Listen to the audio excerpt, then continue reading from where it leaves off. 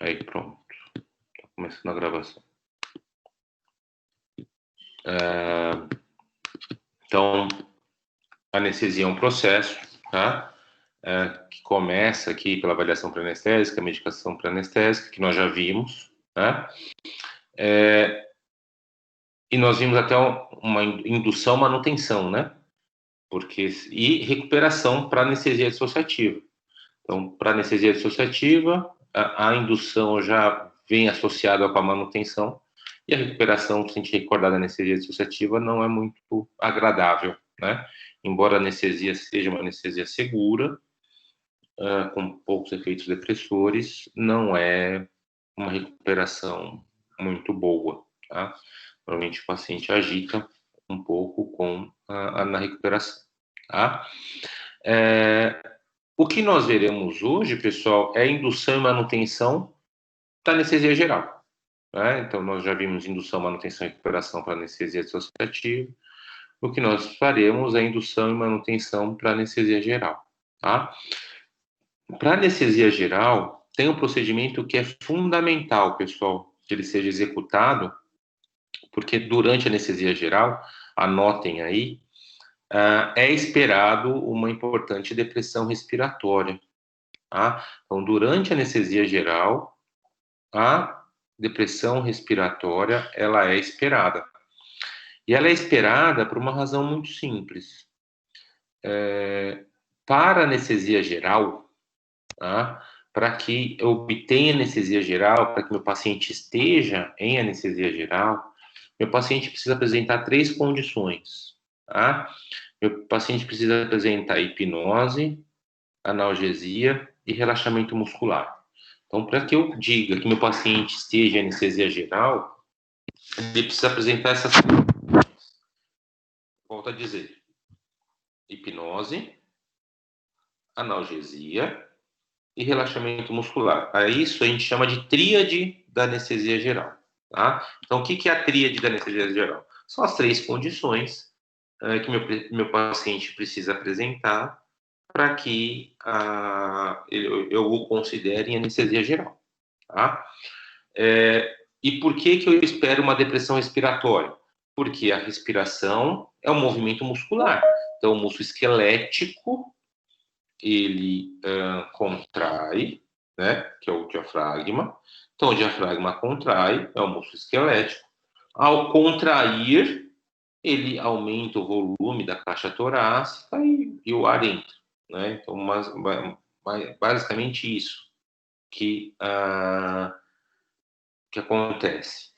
Se eu tenho paciente com relaxamento muscular, essa contração desse músculo vai ficar diminuída, portanto, vai ter uma consequente depressão respiratória. Então, em anestesia geral, pessoal, a intubação traqueal é algo bastante importante. Então, a introdução desse tubo, né,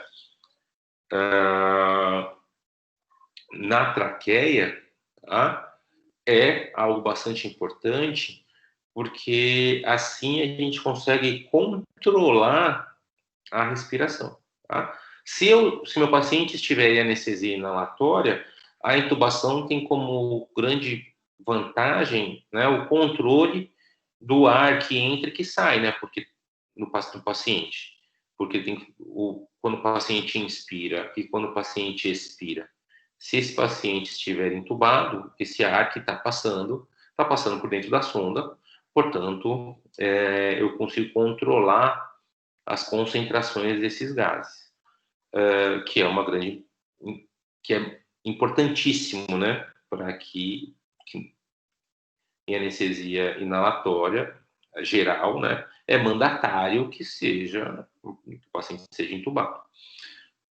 Exatamente porque eu consigo controlar os gases anestésicos e o oxigênio.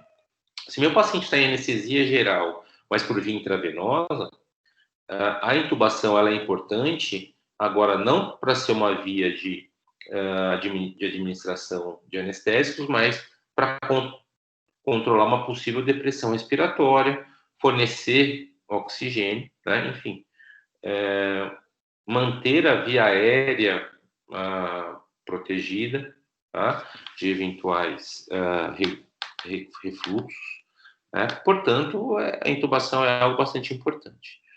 E, pessoal, é uma sonda, né? Um tubo, tá? Que ele é um tubo plástico, tá?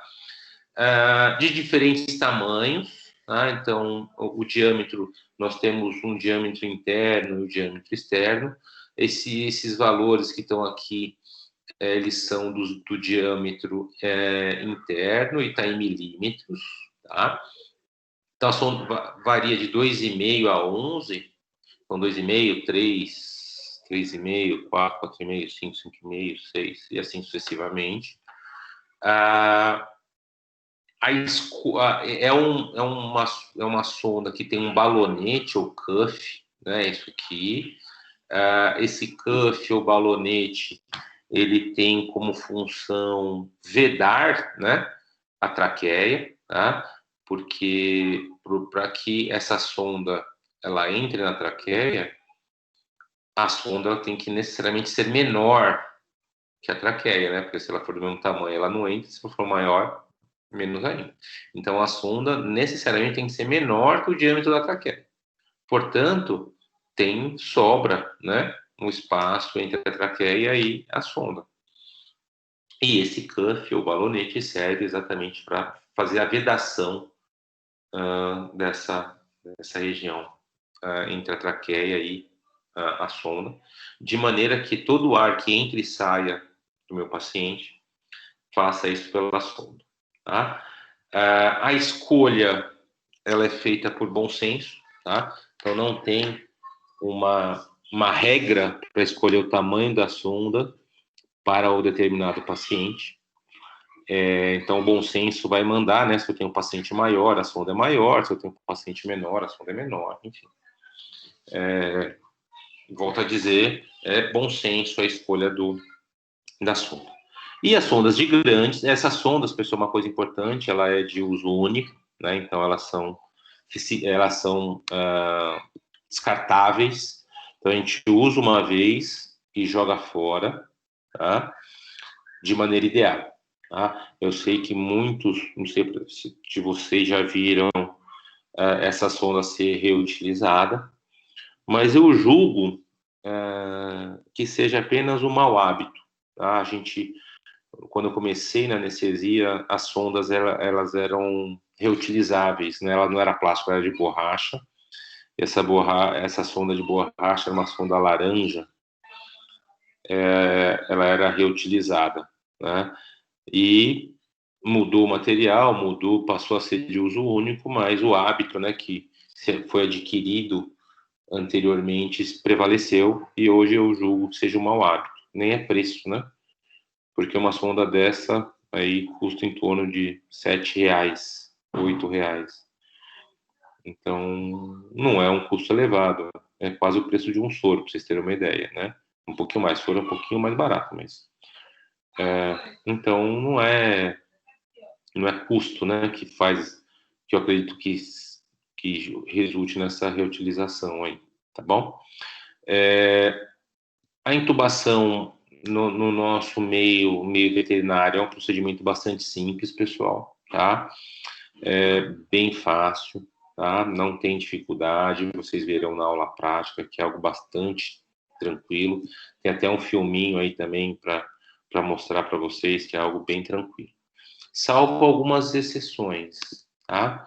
Então, é um procedimento fácil, mas relativamente fácil, porque, eventualmente, em gatos e cães braquicefálicos, e particularmente bulldog, pug, né, são cães que têm uma dificuldade maior para a intubação, mas devido às características desses animais, tá?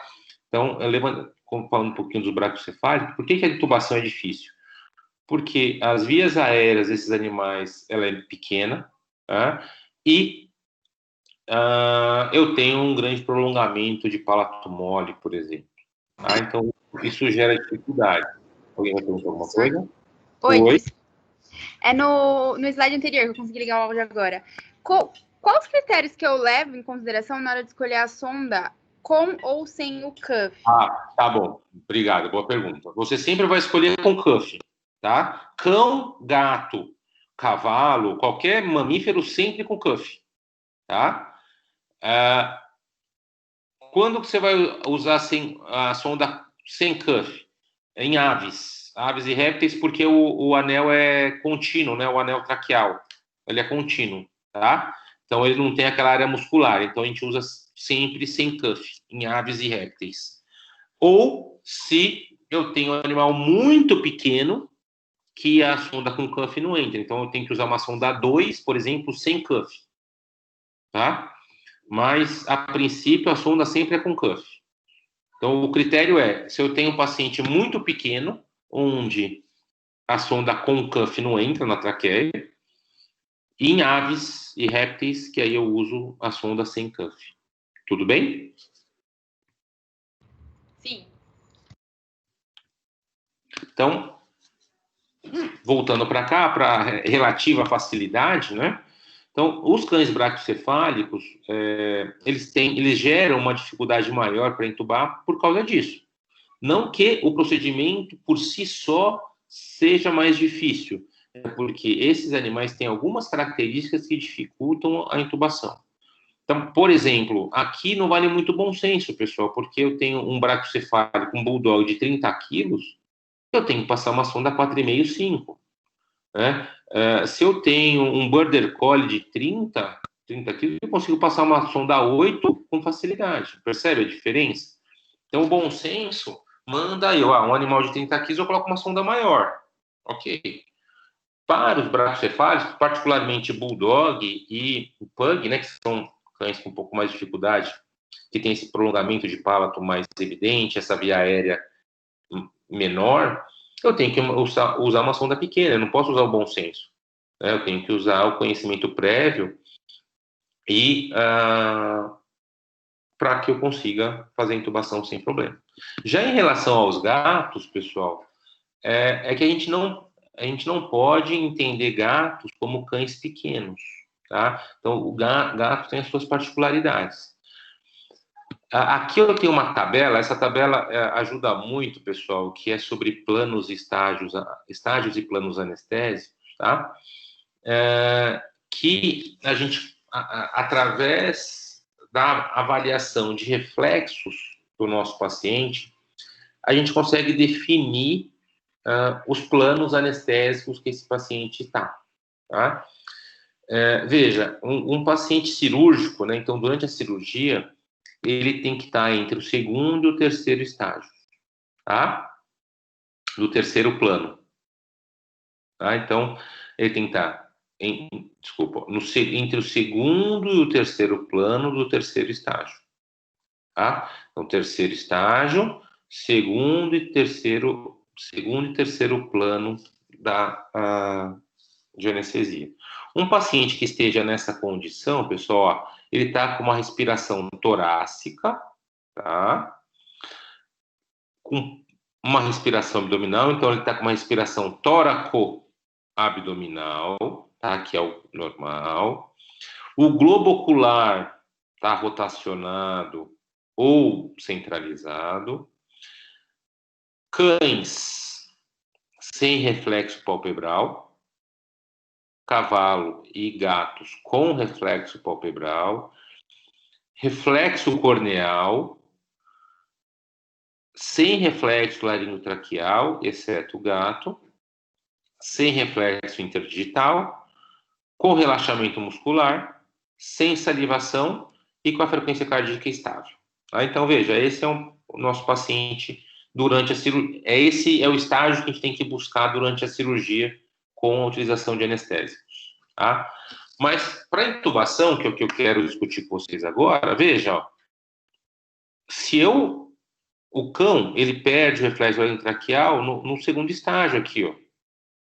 Então, aqui eu já consigo intubar. Veja, para que eu consiga intubar, para que eu consiga introduzir essa sonda, eu tenho que abolir o reflexo laringotraqueal. Né? Então, eu tenho que retirar, porque senão ele fica tossindo, né? E eu não consigo intubar. Então, veja, ó, o gato, ele perde esse reflexo em planos muito profundos de anestesia. Lá no quarto estágio. Tá? No quarto plano, desculpa. No quarto plano. Então, se eu tiver considerar, falar, eu faço a indução como se fosse um cão e vou tentar entubar, o que vai acontecer? Eu não vou conseguir, porque o reflexo laringotraqueal está mantido. Então, essa é a dificuldade para entubar gato. Como que eu faço, pessoal, para conseguir entubar gato com segurança e sem precisar levá-lo até o quarto plano? Porque eu posso, né? Então, eu vou aprofundando até ele perder o reflexo. Mas veja, ó, se eu levo muito para cá, ó, eu tenho um paciente que não tem mais respiração torácica, tá vendo? Eu só tenho respiração abdominal, ou seja, o paciente está próximo da parada respiratória. Então, uma questão de segurança, para que eu consiga entubar o gato num plano mais superficial de anestesia, o que eu utilizo? Anestésico local. Então, eu dessensibilizo a traqueia com anestésico local.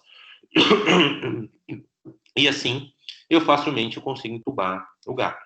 Tá? Então, veja, por isso que é uma relativa dificuldade.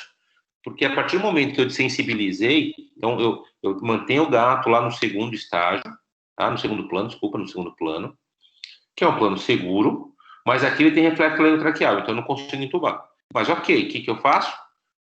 Instilo lidocaína, que é o anestésico local, desensibilizo a traqueia, e aí eu consigo entubar com um plano superficial de anestesia, que é mais seguro, sem correr tantos riscos. Tá? Então, volto a falar, pessoal, a gente vai ver na aula prática, a intubação é um procedimento bastante fácil, bastante simples, que nós faremos lá na aula prática e vocês vão ver que não tem dificuldade. Como que é feito, pessoal? Então, ó, eu tenho uma sequência de fotos para demonstrar como que a gente vai intubar, e depois tem um filminho. Então, ó, aqui a boca, eu tenho um paciente que tem decúbito dorsal, tá? Então, decúbito dorsal é o vulgo barriga para cima. Aqui eu tenho um abaixador de língua, que no caso é o levantador de língua, né? Tá? Aqui eu tenho o laringoscópio. Vejam, é isso aqui que a gente visualiza. Aqui é o palato mole. E aqui é a epiglote. Tá? O que acontece em cães bracocefálicos? Isso aqui não é tão fácil de visualizar, porque o palato mole, ele é desenvolvido. Então, isso aqui fica tudo em cima da epiglote. Tá? Como que eu vou fazer para entubar? Então, a primeira coisa, ó, vejam que aqui a epiglote está embaixo do palato mole. Então, a primeira coisa que eu tenho que fazer é desgrudar, tirar, ó, que é o que acontece aqui. Ó. Então, aqui a epiglote, tá vendo que está com esse beicinho aqui para fora, ela já está em cima do palato mole, tá? Eu levantando a epiglote, pessoal, é isso aqui que eu visualizo. Aqui as duas aritenoides, ó, tá? Aqui as cordas vocais, aqui as aritenoides, aqui ó, as aritenoides, cordas vocais.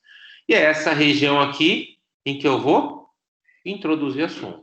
Então, veja, pessoal, essa imagem aqui, ela foi adquirida levantando a epiglote. Tá? Então, aqui eu estou com a epiglote abaixada, tá vendo? Eu visualizei aqui, eu vou levantar essa epiglote.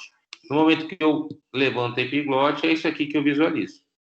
E eu vou introduzir a sonda aqui, né, o tubo, tá? E aí eu introduzo o tubo aqui, tá? E aí eu tenho o paciente que está entubado. Tudo bem? Então, eu tenho um filminho aqui, pessoal, para a gente ver. Vamos ver se espero que consiga ver.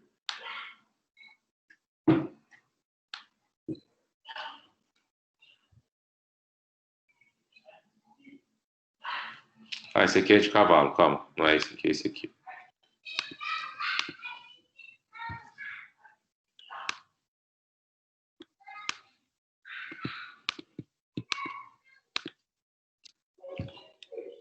Então, essa aqui é uma intubação de cão, pessoal. É o colega aqui, o professor, ele está usando o decúbito external, tanto faz, tá? Ó, então, ele vai fazer o propofol, tá? Ele vai induzir a anestesia, tá? Com propofol, com anestésico geral intravenoso, que nós veremos daqui a pouco, tá?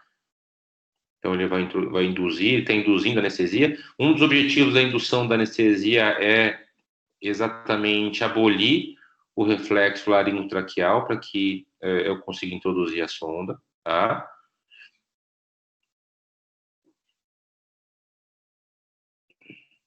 Então, vai testar, ó. Tá com um pouquinho de reflexo palpebral, tá com o globo ocular rotacionado, tá com relaxamento muscular, tá? Então, ele vai abrir a boca, ó. Só que aí é o decúbito ao contrário, ó. Abriu a boca, tá? Ele vai ao laringoscópio, olha lá, a epiglote, ó. Tá vendo? Ele abaixou a epiglote, atrás da epiglote está a entrada da traqueia e a intubação feita com muita facilidade, tá? Então, ó, de novo, abaixou a epiglote, visualizou a entrada da traqueia e intubou, tá? Então, não tem edição do vídeo, pessoal, a intubação realmente é algo bastante simples, tá? Então, novamente foi intubado. Tudo bem, pessoal? Para verificar se está entubado, a gente observa a... Deixa eu voltar um pouquinho aqui. A gente observa a sonda ficar embaçada ou a saída do ar quente, tá? Para verificar se está entubado. É o decúbito dorsal, tá? Também é a mesma coisa, é mais o que a gente está vendo, ó. Também levantou a epiglote e realizou a intubação. Quando que ocorre a intubação esofágica? Quando não vai na traqueia, né, pessoal? Porque o esôfago, ele está do lado da traqueia. Então, se não for do lado esquerdo, né, ele está anatomicamente do lado esquerdo. Então, do lado esquerdo, você vai intubar o esôfago. Isso é a técnica com cão e gato, tá? Em cavalo, pessoal, a técnica é às cegas, porque a gente não consegue abrir a boca e visualizar a epiglote. Mas tem uma técnica, tá? Então, a gente vai entrar com a sonda, com o bisel, ó, tá vendo? Ó, na direção oposta, né, contrária à curvatura da cabeça, tá? Vai introduzir a sonda, sentir uma resistência, gira essa sonda 180 graus, né? Então, essa resistência vai ser dada pela epiglote, tá? Quando a gente gira essa sonda, a sonda entra embaixo da epiglote, e aí é possível nós realizarmos a intubação, tá? Novamente, vou te falar que é às cegas, mas é muito fácil. A intubação mesmo sendo às cegas, tá? Esse vídeo aqui mostra isso, pessoal. Também não tem edição, tá? E demonstra de maneira bastante ilustrativa a intubação em equinos. Então, coloca o abre-boca. O importante é fazer uma angulação de 180 graus, ou seja, tá vendo? Deixar o mais reto possível. Ó, entrou com o bisel para frente. Quando ele sentir resistência, ele já girou, tá vendo? Girou a sonda, sentiu resistência, girou a sonda e intubou o cavalo, tá? Aí comprime o tórax para sentir. Aí dando uma compressão na cricoide, tá? Então, ó, novamente 180 graus, vai fazer a compressão na cricoide para que a sonda seja introduzida. Tá? Pronto, intubou. Então, também não tem edição, tá? Procedimento muito tranquilo de ser feito, tá? Então, aqui colocando o cavalo já no centro cirúrgico, com a talha, né? Também é possível ser feito nesse decúbito. Normalmente a gente opta por esse decúbito quando as outras duas possibilidades são perdidas, e aí a gente coloca na mesa de cirurgia e intuba o cavalo nessa decúbito, que é teoricamente mais fácil. Mas normalmente não é necessário esse procedimento, a gente consegue intubar facilmente o cavalo na sala de indução, tá? Eu pretendo fazer com vocês uma aula dessas aí para vocês verem como que... Aí eu só pretendo, né? Preciso ver se a viabilidade disso. Tudo bem, pessoal? Entenderam como que ocorre fazer a intubação? Tudo tranquilo? É algo bastante simples, tá? É fácil. As primeiras vezes pode ser que tenha alguma dificuldade, mas é por causa da técnica. Mas volto a falar, é algo bastante simples. Tá bom? Bom, então, o primeiro procedimento é isso, mas a gente vai continuar, né? Afinal de contas, nós viemos aqui para estudar anestesia geral, né? Que é o nosso assunto. Mas para que a gente faça anestesia geral, a gente precisa entubar. Então, normalmente, qual que é o processo? A gente induz a anestesia com anestésico geral intravenoso e mantém a anestesia com anestesia inalatória. Esse é o padrão, né? Esse é o mais padrão, não, é o mais comum, que é o que nós faremos na nossa aula prática. A gente vai induzir com anestesia geral intravenosa, vamos intubar, e a manutenção vai ser com anestesia geral inalatória. Muito embora seja possível mantermos a anestesia com anestesia geral intravenosa, hein, pessoal? Então, hoje em dia até está meio que, né, está sendo mais comentado, está sendo mais falado sobre anestesia geral intravenosa. E é possível, tá? Então, é possível realizar anestesia geral intravenosa, sim. O que muda é a via, tá? Quais são os agentes anestésicos gerais intravenosos? O Propofol, o mais famoso deles, né? É aquele moletinho branco, o famoso também por causa do Michael Jackson, né? Então, era o anestésico utilizado pelo Michael Jackson. Ele é um anestésico geral intravenoso, tá? Ou seja, a gente obtém anestesia geral com ele. Mas para que a gente consiga obter essa anestesia geral com Propofol, a gente precisa fazer muito Propofol, tá? Então, os efeitos colaterais impedem que a gente obtenha anestesia geral apenas com Propofol. A gente não consegue fazer isso. A gente tem que associar outros anestésicos para que a gente consiga obter anestesia geral, tá? Nas doses usuais, nós consideramos que o Propofol seja o hipnótico, tá? Então, ele é um hipnótico nas doses usuais, ou seja, ele vai induzir o sono. E o mecanismo de ação do Propofol é agonista dos receptores GABA, tá? Lembrando que GABA ele é o principal neurotransmissor inibitório do sistema nervoso central, tá? Ou seja, a gente induz, quando faz Propofol, aumenta os potenciais inibitórios pós-sinápticos, tá? Consequentemente, isso vai induzir o sono. Ele é um anestésico de ultra curta duração, então ele tem uma duração de no máximo 10 minutos. Então veja, pessoal, se eu estou acordado aqui e o indivíduo e eu recebo Propofol, eu durmo na hora e depois de 10 minutos eu acordo como se nada tivesse acontecido, tá? Isso só não acontece em gatos, tá? Em gatos, lembrando, né, de farmacologia, os gatos têm uma dificuldade em conjugar com ácido glicurônico, né, no momento da biotransformação. E o Propofol, ele durante a biotransformação, ele é conjugado com ácido glicurônico, portanto, essa biotransformação é mais lenta nos gatos.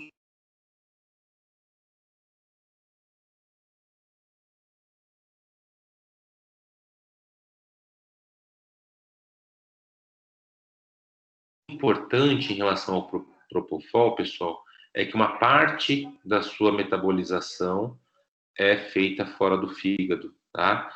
E isso é uma grande vantagem, porque pacientes hepatopatas são pacientes que têm dificuldade na biotransformação de muitos anestésicos, e isso não ocorre com o Propofol, tá? Então, o Propofol não, por ter essa característica de biotransformação, uma parte da sua concentração é biotransformada no plasma, tá? E, portanto, de maneira independente do fígado, é um anestésico que pode ser usado tranquilamente em hepatopatas, tá? Se pode ser usado em hepatopatas, pode ser usado em qualquer paciente em relação a a biotransformação, essa é a ideia. Tá? Então, o fato de ele ter uma biotransformação independente do fígado é uma vantagem bastante grande, tá? Uma vez que ele, né, ele tem maior utilidade e pode ser usado em pacientes que sejam hepatopatas, essa é a ideia, tá? Uma outra característica bastante importante é que ele não tem efeito cumulativo. Então, se nós recordarmos que a ketamina, né, na semana passada, tem efeito cumulativo, o propofol não tem efeito cumulativo. E qual que é a grande consequência disso, que é a coisa maravilhosa também do propofol? Dá para ser feito em infusão contínua. Tá? Então, é isso que permite que seja realizada uma anestesia geral intravenosa. Tá? Então, a partir do momento que eu consigo fazer uma infusão contínua de propofol, eu consigo manter a anestesia continuamente. Essa administração vai sendo executada continuamente durante a cirurgia, tá? Então, é possível essa anestesia intravenosa. Lembrando, ressaltando novamente, que eu não obtenho anestesia geral por via intravenosa apenas com propofol. Eu preciso fazer associações, tá? Porque se eu fizer a dose necessária para obtermos anestesia geral com propofol, os efeitos depressores cardiovasculares e respiratórios inviabilizam isso, tá? Voltando, propofol, ótimo anestésico, mas também muito depressor do sistema cardiovascular e respiratório, tá? Então, veja, o propofol causa diminuição da contratilidade do miocárdio, então o coração contrai com menos força, causa vasodilatação, portanto a pressão arterial diminui, tá? Diminui, portanto, também o débito cardíaco. E causa depressão respiratória, tá? Ou seja, eu tenho um paciente que, durante a anestesia com propofol, ele tem um aumento dos gases sanguíneos, né? Quer dizer, eu tenho um aumento da pressão parcial de CO2 e uma diminuição da pressão parcial de oxigênio, tá? Portanto, isso caracteriza a depressão respiratória de maneira dose dependente, né? Então, conforme eu vou aumentando a dose do propofol, a depressão respiratória ela vai aumentando, tá? Podendo levar até a apneia, né? Até a parada respiratória. Uma característica bastante importante do propofol é que ele promove a apneia transitória. Veja, pessoal, isso é muito comum com o propofol. Eu faço o propofol, no momento em que eu termino de fazer o propofol, o paciente para de respirar, tá? O nome disso é apneia transitória. Eu me desespero? Não. Esse paciente volta a respirar se eu fizer um estímulo doloroso, tá? E se eu intubar e ventilar com oxigênio também não gera nenhum maior problema. Então, veja, pessoal, devido a isso, que quando se utiliza propofol, eu sempre tenho que ter uma sonda, um tubo orotraqueal em mãos, com um reanimador, um ambu, para fazer essa ventilação, ou eu faço a indução da anestesia na sala de cirurgia, com tudo preparado, com tubo preparado, com aparelho de anestesia preparado, porque se esse paciente tiver uma parada respiratória momentânea ali, fugaz, a gente intuba e ventila e resolve isso sem maiores problemas, tá? Lembrando que isso é comum, pessoal, acontecer, essa parada respiratória, essa apneia transitória que a gente chama, tá? O paciente para de respirar, assim que termina a administração do propofol, com o estímulo doloroso, normalmente a gente puxa a língua, tá? Esse paciente volta a respirar, tá? Para driblar esses efeitos depressores respiratórios, né, normalmente a gente faz a indução da anestesia com propofol já na sala de cirurgia, já com a sonda separada, tudo preparado, para que a intubação seja a mais rápida possível e a gente já consiga fornecer oxigênio para esse paciente e controlar a sua respiração. Lembrando que a tendência, né, depois que o paciente tem essa apneia transitória, ele voltar a respirar de maneira automática. Tudo bem? Mas olha, pessoal, tá aqui em vermelhinho aqui, é para a gente não lembrar. Propofol causa importante depressão cardiovascular e respiratória dose dependente, tá? Então, apesar dele ser muito utilizado, hoje em dia, sem dúvida, é o anestésico geral mais utilizado, pessoal.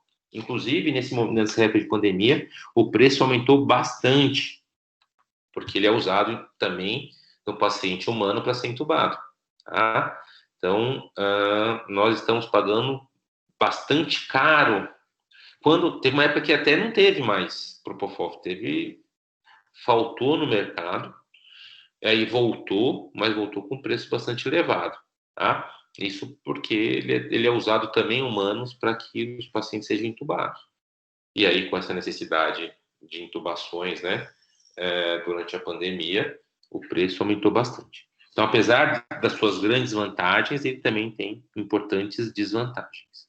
O outro fármaco, pessoal, outro anestésico geral intravenoso, que pode ser utilizado é o etomidato, tá? Ele tem uma ação muito semelhante ao propofol, tá? Ele também é hipnótico, também é GABA, tá? Também é de ultra curta duração.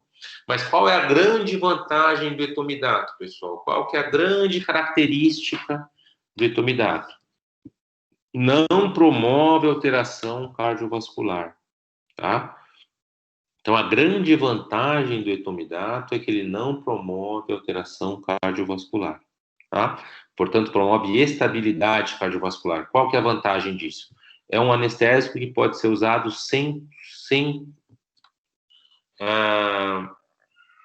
em pacientes cardiopatas, né? Então, a grande indicação do etomidato é em pacientes cardiopatas, devido a essa estabilidade cardiovascular que ela promove, portanto, não causa alterações cardíacas.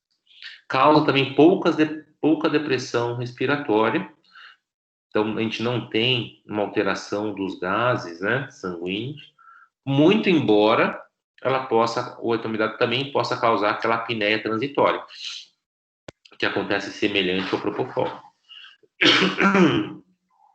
Então, tanto o propofol como o etomidato podem causar aquela apneia transitória, tá? No entanto, a grande vantagem do etomidato é que ele promove estabilidade cardiovascular, tá? Portanto, tranquilamente utilizado em pacientes cardiopatas, tá? Por que ele é muito utilizado? Porque ele, apesar dessa estabilidade cardiovascular que ele promove, ele traz alguns desconfortos durante a intubação, né? Então, ele pode causar náusea, vômito, ele causa movimentos involuntários no paciente, né? E ele aumenta um pouco o tônus muscular, tá? Então, não dá aquele relaxamento muscular que a gente deseja. Então, assim, se ele é bom pelo fato de promover estabilidade cardiovascular, ele tem a desvantagem de causar essas ações não tão desejáveis, né? Do tipo náusea, vômito, esses movimentos involuntários e aumento do tônus muscular. Uma outra associação muito utilizada, pessoal, que é associada, inclusive, ao propofol, para que a gente obtenha anestesia geral intravenosa, é o MILC, né? Que é a associação de morfina, lidocaína e cetamina, ou FILC, que é o fentanil, lidocaína e cetamina, que é um protocolinho, né? Uma receitinha de bolo, tá? Em que a gente pega um frasco de 500 ml, despeja essas associações aqui, desculpa, um frasco de 250 ml, tá? E faz 10 ml por quilo por hora, tá? Então faz infusão contínua, né? 10 ml por quilo por hora, essa associação, normalmente a gente faz essa associação associada junto com o Propofol para obtermos anestesia geral intravenosa. Tá? Uma outra associação, que também é até melhor que essa, é associar Propofol ao remifentanil, que é um opioide bastante potente, que com isso a gente vai ser obtido analgesia. Então, o Propofol, a gente obtém o relaxamento muscular e a hipnose, e com o remifentanil, a analgesia, e aí a gente obtém a tríade da anestesia geral. Tá? Então, a princípio, sobre anestesia geral intravenosa era isso, pessoal. E a gente vai falar um pouquinho sobre anestesia geral inalatória. Deixa eu fazer uma pergunta. Vocês querem ir direto ou vocês querem fazer um intervalinho de 10 minutinhos aí? O que vocês preferem, pessoal?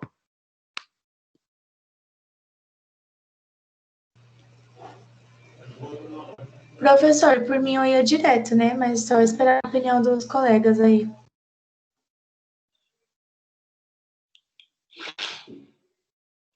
Bom, ninguém pulou nada, então vamos direto.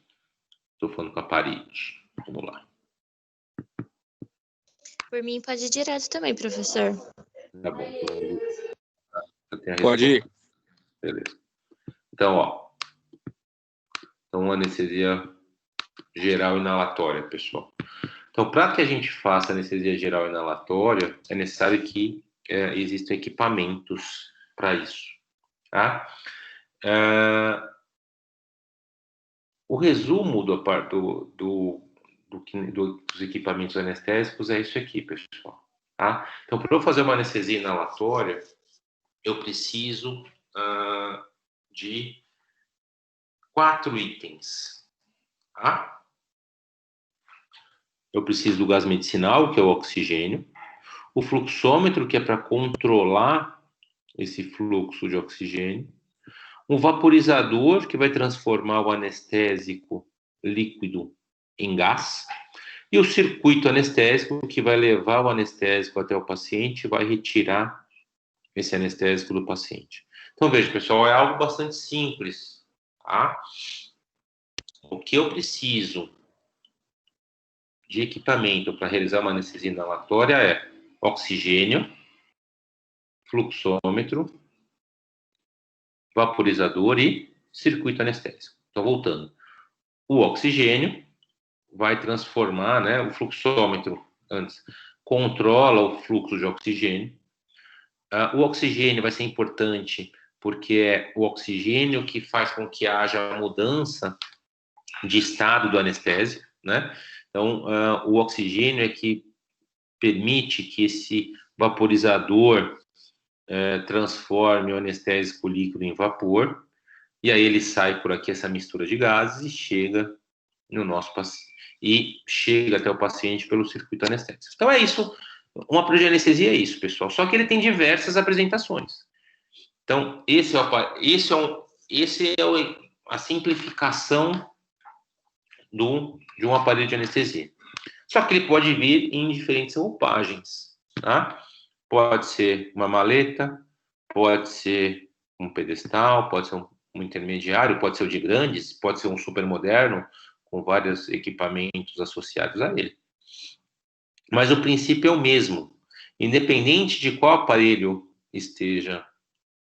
a gente esteja usando, pessoal, o que ele tem para que permite que a gente faça anestesia é o fluxômetro, um vaporizador e um circuito de anestésico, e acoplado a esse aparelho de anestesia um oxigênio, porque para que haja essa transformação, tá?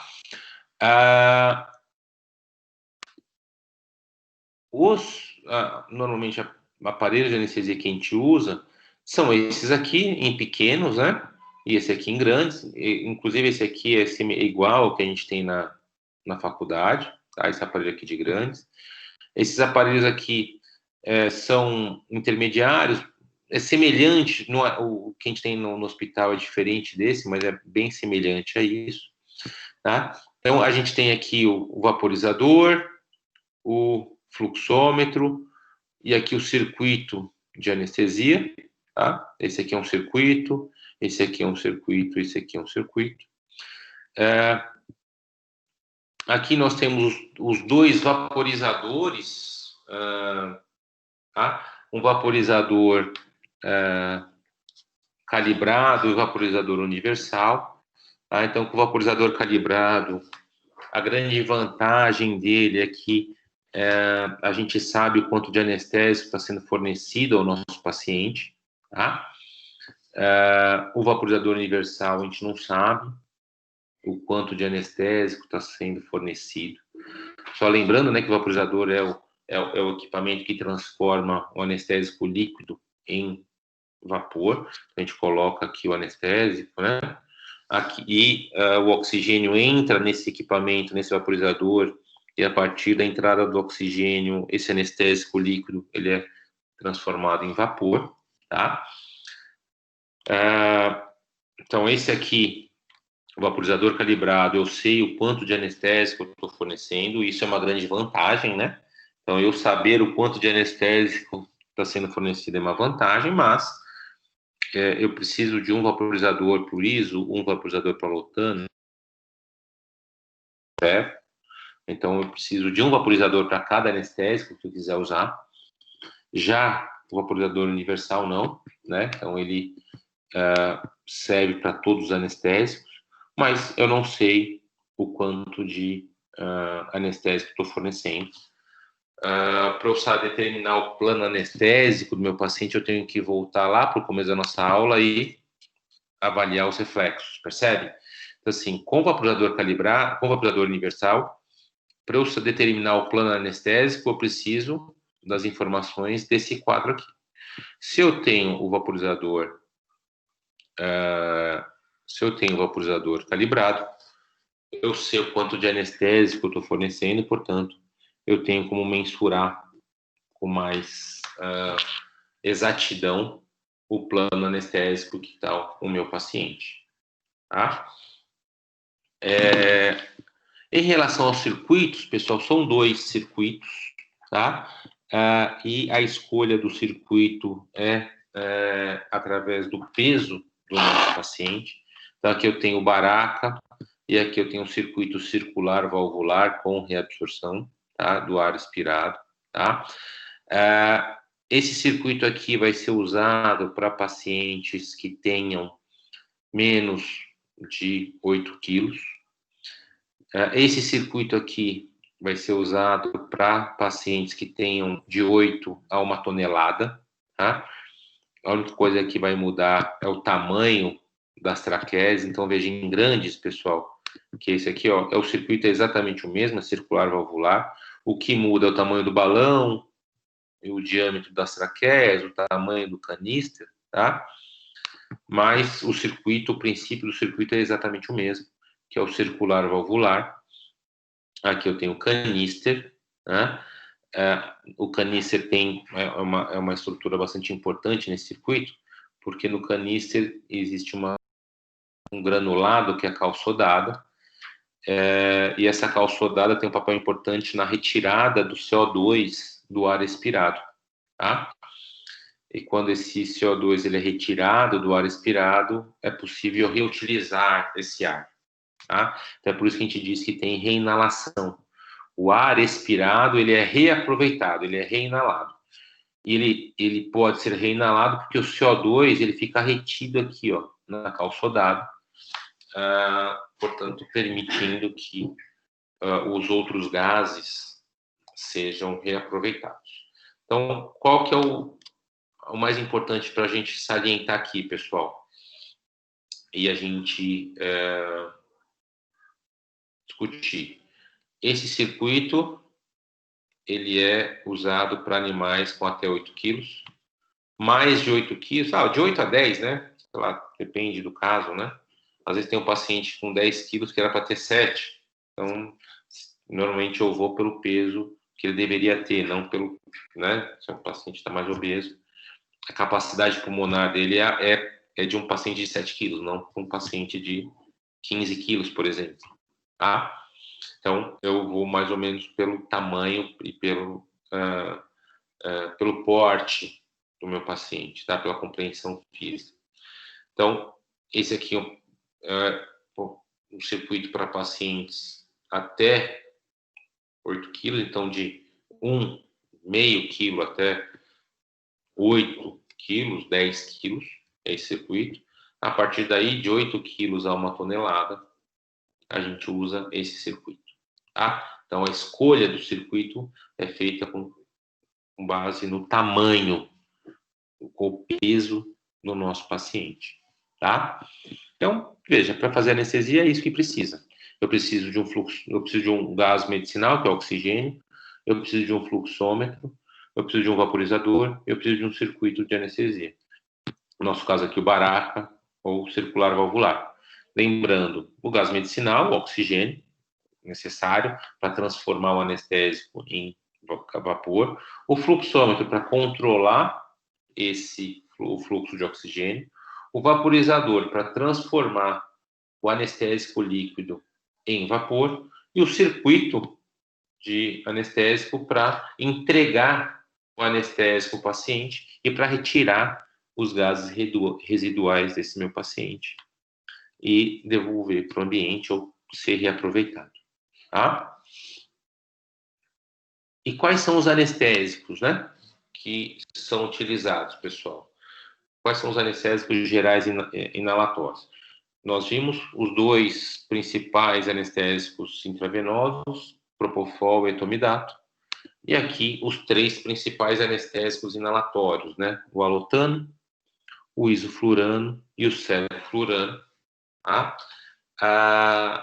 Eles também são chamados de anestésicos halogenados, tá?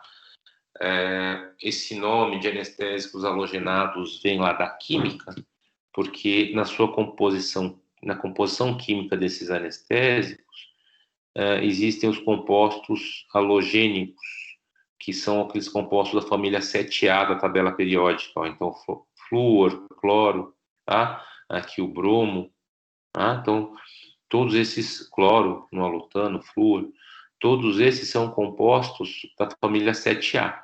Não sei se vocês lembram disso, mas isso é só curiosidade também, né? É que vocês podem também identificar os anestésicos inalatórios que a gente usa rotineiramente como os halogênios, né? Os anestésicos halogenados. E é por isso que eu estou explicando para vocês que eles são chamados de halogenados, porque na composição química desses anestésicos existem compostos da família 7A da tabela periódica. A saber, bromo, flúor, cloro, tá? E flúor. Tá? Então, todos eles têm esses compostos na família 7A. Tá? Veja, pessoal, como se estabelece a anestesia inalatória? Tá? Então, a anestesia inalatória se estabelece através da administração pela via aérea. Né? Então, chega nos brônquios, chega nos alvéolos, do alvéolo passa para a circulação, tá? Sanguínea, e da circulação sanguínea chega no sistema nervoso central, que é onde vai fazer o efeito.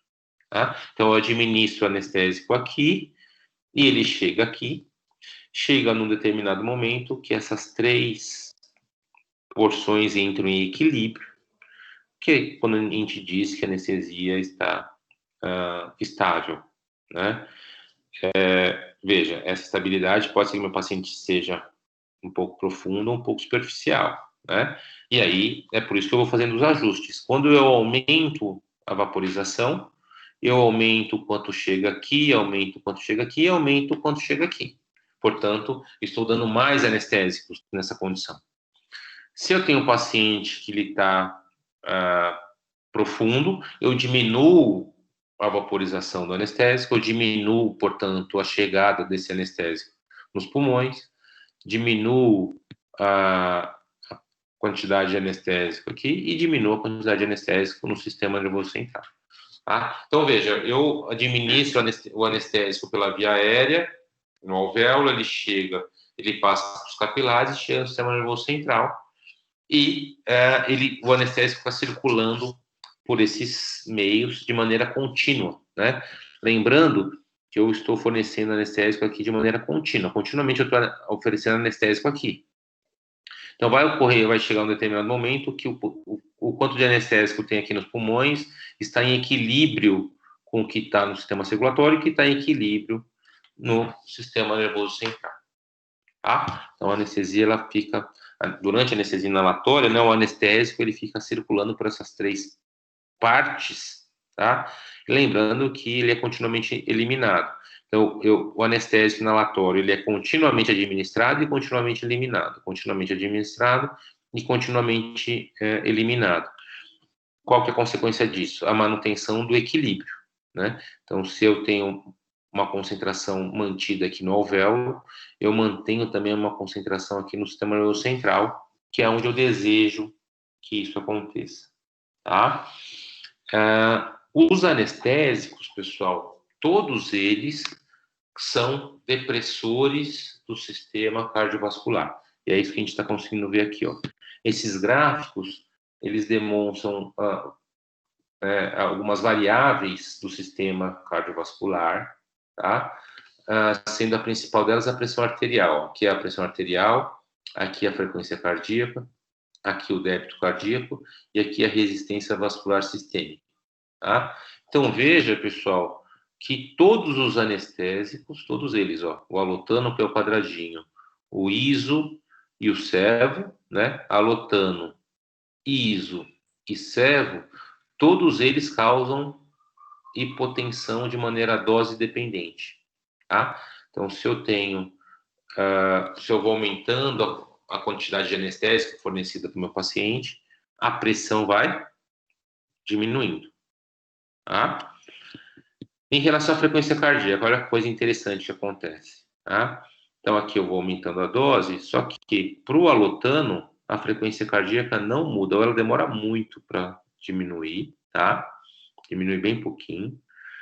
Já com o ISO, que é esse aqui, e com o sevoflurano, que é esse aqui, a frequência cardíaca aumenta. Veja, pessoal, olha só o cuidado que a gente tem que ter. O que esse gráfico demonstra, e eu estou dizendo para vocês, é que conforme a anestesia com isoflurano vai aumentando, vai aprofundando, a frequência cardíaca vai aumentando, ou ela aumenta, tá? O que isso significa dizer, pessoal? Se eu estiver anestesiando com ISO e a frequência cardíaca começar a aumentar, não necessariamente meu paciente está acordando, né? Ele pode estar, inclusive, aprofundando, tá? Então, vejam que a gente tem que tomar cuidado na hora das interpretações dos dados que a gente tem. Então, normalmente, o que a gente imagina, né? Se a frequência cardíaca aumentou, o paciente está acordando. Só que com o isoflurano, isso não acontece, né? Se eu tenho, com o isoflurano, a frequência cardíaca aumenta, tá?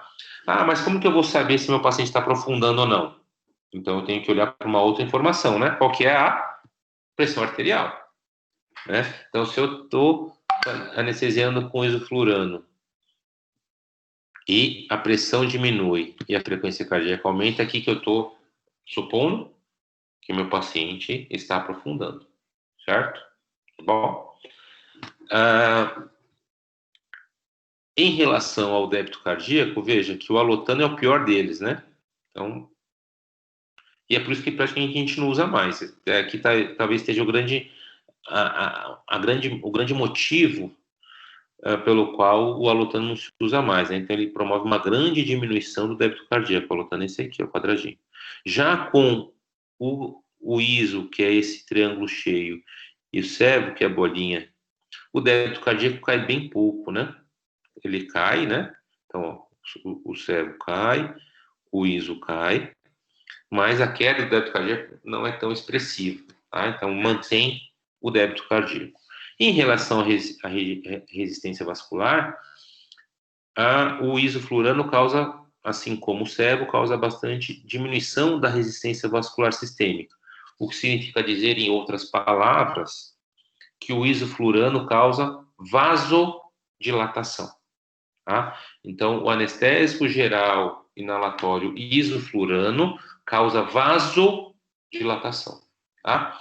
E essa vasodilatação é que resulta na hipotensão, tá? Então, o isoflurano é um anestésico que causa hipotensão, e essa hipotensão é causada por vasodilatação, tá? Então, o paciente vasodilata e a pressão cai, tá? Só que a frequência cardíaca aumenta um pouco. Tudo bem? Então, é isso que eu tenho. Isso que acontece com o meu paciente durante a anestesia com isoflurano, conforme eu vou aprofundando a anestesia, né? Então, eu tenho um paciente que a pressão arterial vai caindo de maneira dose dependente, a frequência aumenta, tá? E essa pressão, ela diminui por vasodilatação, tá? Então, conforme a anestesia vai aprofundando, eu vou fazendo mais anestésicos, eu vou tendo um paciente que vai tendo mais vasodilatação, e essa vasodilatação leva à diminuição da pressão arterial, tá? Em relação à recuperação da anestesia, pessoal, veja, não, aqui é a biotransformação, olha que coisa maravilhosa. O isoflurano praticamente não é biotransformado, pessoal. Ó, 0,2% só.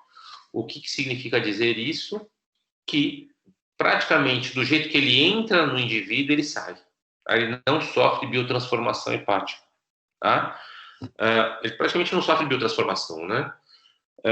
E isso, novamente, é uma vantagem nos pacientes que são hepatopatas, né? Nos pacientes que têm alterações hepáticas, isso é um problema, tá? Quer dizer, não é um problema, né? O isoflurano não é um problema, uma vez que ele não causa ele não é biotransformado, portanto, ele entra no paciente e sai do paciente praticamente inalterado, tá? Não sofre biotransformação, não sendo um problema. O alotano, ele é biotransformado e tem um potencial de causar alterações hepáticas bastante importante. O SER, 5% biotransformado. Mas o ISO, né, que é o que a gente mais usa, o isoflurano é o anestésico que a gente mais utiliza, sem sombra de dúvida.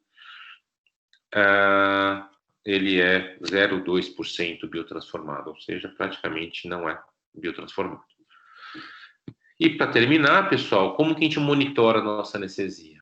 Tá? Então, veja, a monitoração da anestesia, a gente vai avaliar alguns parâmetros do nosso paciente para a gente determinar as condições que ele está, para a gente corrigir e até determinar também qual é o plano anestésico que ele está.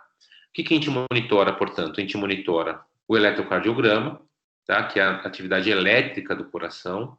A gente monitora a pressão arterial, tá? Quer seja pelo modo não invasivo, que é o Doppler, ou oscilométrico, que é o mais comum, né? Ou a gente pode usar também a pressão arterial invasiva, tá? Que a gente coloca um catéter, né? A gente coloca um catéter na artéria, né? Aqui é um cavalo, a gente colocou na metatarse, tá? Conecta esse catéter que está aqui na pressão na artéria a um esfigmomanômetro e afere a pressão de maneira invasiva. Uma monitoração um pouco mais requintada, que nos traz bastante informações, mas que não é obrigatória, é o capnógrafo. Então, a gente monitora a ventilação. Com esse monitor aqui, que é o capnógrafo, ele vai nos dar o valor de CO2, tá, do gás carbônico, e com isso a gente consegue monitorar a ventilação. Então, veja, quais são os 3 monitores obrigatórios, pessoal, que a gente precisa monitorar em qualquer anestesia? Pressão arterial, eletrocardiograma e oximetria. Então, pela oximetria, nós avaliaremos o quanto de hemoglobina está saturada com oxigênio, tá? Então, com a oximetria, a gente vai saber o quanto tem de oxigênio na hemoglobina, tá? Portanto, a gente vai avaliar a oxigenação sanguínea. Com o eletrocardiograma, a gente monitora a atividade elétrica do coração e com a pressão arterial, a gente avalia a pressão arterial e aí a gente vai ter ideia da perfusão tecidual, tá? uma monitoração um pouco mais cara, um pouco, não é tão comum, que é o capnógrafo. A gente consegue monitorar a ventilação. Tudo bem, pessoal? Então, veja, hoje a gente não vai ter atividade, tá? O que eu tinha para discutir sobre anestesia geral com vocês era isso. Nós veremos tudo o que eu falei, nós veremos nas aulas práticas, tá? Uma vez que o objetivo da aula prática é exatamente esse, mostrar para vocês todas as nossas discussões. Tudo bem, pessoal? Então, eu fico à disposição para alguma dúvida que vocês tenham aí, que vocês queiram tirar.